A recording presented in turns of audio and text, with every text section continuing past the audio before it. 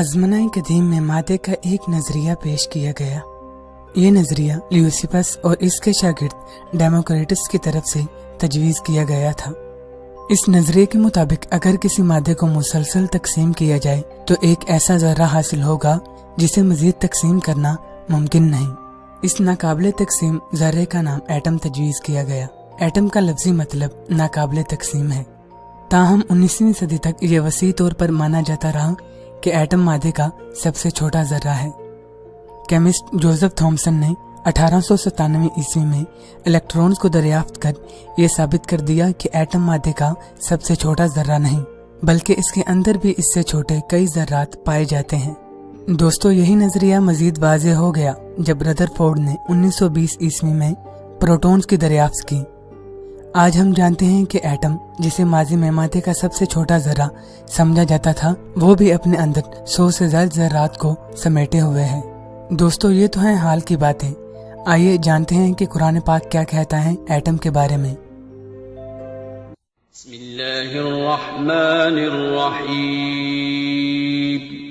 वमा यअज़ुबु अन रब्बिका मिन मिस्क़ालि ज़र्रतिन फ़िल अर्दि वला फ़िस समाइ वला असग़र मिन ज़ालिका वला अकबर इल्ला फ़ी किताबिन मुबीन। और तुम्हारे परवरदिगार से कोई जर्रा भर भी चीज पोशीदा नहीं रहती, न जमीन में और न आसमान में, और न कोई चीज है उससे छोटी और न बड़ी मगर किताब रोशन में लिखी हुई है। इस आयत मुबारका में वाज़ेह तौर पर लफ्ज जर्रा इस्तेमाल किया गया है और साथ ही ये जिक्र किया गया है कि इससे छोटी और बड़ी चीजों का इल्म अल्लाह के पास है। यानी ये आयत मुबारका वाज़ेह करती है कि जर्रा यानी एटम से भी छोटी चीजें इस यूनिवर्स में मौजूद हैं।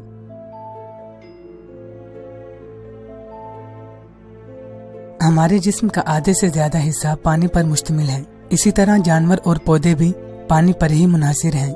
हत्ता कि इस पूरी कायनात में हर जिंदा शय पानी की मोहताज है। आज हम जानते हैं कि साइंसदान अब दूसरे सैयारों पर महज पानी की तलाश में हैं, क्योंकि वो जानते हैं कि जहाँ पानी होगा वहाँ जिंदगी भी होगी, जबकि ये बात कुरान करीम में पहले ही से मौजूद है। अवलम यरल्लज़ीन कफ़रू अन्नस्समावाति वल अर्द कानता रत्क़न फफ़तक़नाहुमा वजअलना मिनल माइ कुल्ल शैइन हय्यिन अफ़ला युमिनून। क्या उन्होंने नहीं देखा जिन्होंने कुफ्र किया कि आसमान और जमीन दोनों मजबूती से बंद थे, फिर हमने उनको फाड़कर अलग कर दिया और हमने पानी से हर जिंदा चीज पैदा की, तो क्या वो ईमान नहीं लाएंगे? कुरान के मुताबिक कायनात में हर जिंदा शय पानी से मारिज़ वजूद में आई। मुख्तसर ये कि हर जिंदगी का दारोमदार पानी पर है। दोस्तों, हमारी जमीन का 71% हिस्सा पानी पर मुश्तमिल है। खुश्की और तरी का यही तनासुब कुरान करीम से भी अक्स किया गया है। कुरान करीम में लफ्ज समंदर 32 मरतबा जाहिर हुआ है और लफ्ज जमीन 13 मरतबा। दोस्तों, अगर हम इन दोनों अल्फाज की रेशो निकालें तो जवाब हमारे पास 71 ही आता है।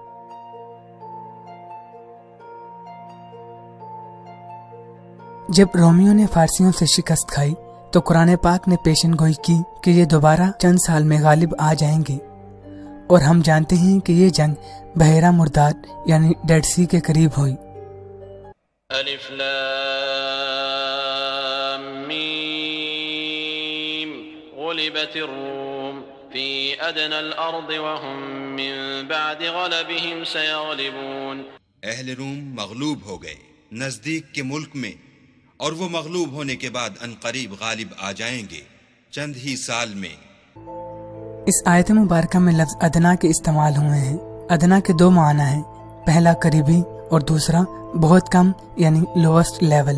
और आज हम जानते हैं कि बहरा मुर्दार जमीन का सबसे निचला यानी लोएस्ट पॉइंट है, और कुरान पाक ने इसके लिए लफ्ज अदना का इस्तेमाल किया है, जिसका मैंने आपको पहले ही बता दिया कि माना करीबी और बहुत कम यानी लोएस्ट लेवल दोनों ठीक हैं। कई सदियों तक ये समझा जाता था कि तमाम मिस्री हुक्मरान فرعون کہلاتے ہیں۔ مسیحی بائبل اصرار کرتی ہے کہ ابراہیم اور یوسف علیہ السلام فرعون کے ساتھ بات چیت کیا کرتے، تاہم جدید دریافت ظاہر کرتی ہے کہ یہ سچ نہیں۔ دراصل فرعون نیو کنگڈم آف ایجپٹ میں حکمرانوں کو دیا جانے والا لقب ہے، جبکہ پہلے ایسا نہ تھا۔ ابراہیم اور یوسف علیہ السلام کے دور میں کوئی فرعون نہ تھا، وہ محض بادشاہ تھے۔ دوستو، اس نظریے میں قرآن پاک نے ذرا بھی کوتاہی نہیں کی۔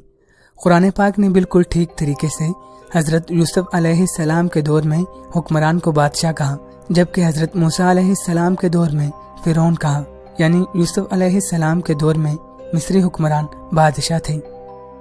قال ما خطبكن إذ راوتن يوسف عن نفسه قلنا حاش لله ما علمنا عليه من سوء۔ یہ تعبیر سن کر بادشاہ نے حکم دیا کہ یوسف کو میرے پاس لے آؤ۔ جب قاصد ان کے پاس گیا تو انہوں نے کہا کہ اپنے آقا کے پاس واپس جاؤ اور ان سے پوچھو کہ ان عورتوں کا کیا حال ہے جنہوں نے اپنے ہاتھ کاٹ لیے تھے۔ بے شک میرا پروردگار ان کے مکروں سے خوب واقف ہے۔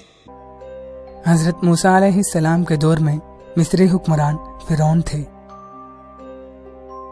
اور کافروں کی تدبیریں بے ٹھکانے ہوتی ہیں، اور فرعون بولا کہ مجھے چھوڑو کہ موسیٰ کو قتل کر دوں اور وہ اپنے پروردگار کو بلا لے۔ پرندوں اور جانوروں کے متعلق ارشاد ربانی ہے، وما من دابة في الأرض ولا طائر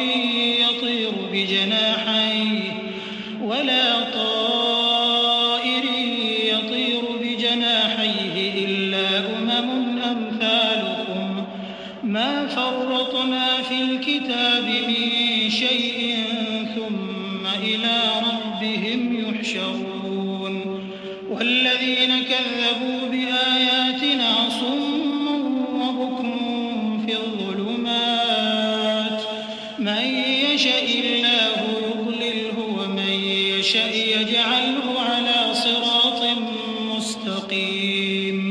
اور کہتے ہیں کہ ان پر ان کے پروردگار کے پاس سے کوئی نشانی کیوں نازل نہیں ہوئی؟ کہہ دو کہ اللہ نشانی اتارنے پر قادر ہے، لیکن اکثر لوگ نہیں جانتے۔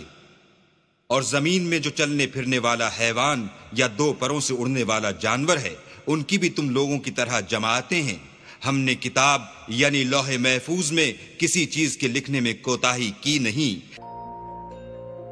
تحقیق سے یہ سامنے آتا ہے کہ جانور اور پرندے دوسرے جانوروں اور پرندوں کے ساتھ منظم طور پر مل کر رہتے اور کام کاج کرتے ہیں، بالکل ایسا ہی جیسے ہم انسان ایک دوسرے کے ساتھ رہ کر اپنا گزر بسر کرتے ہیں۔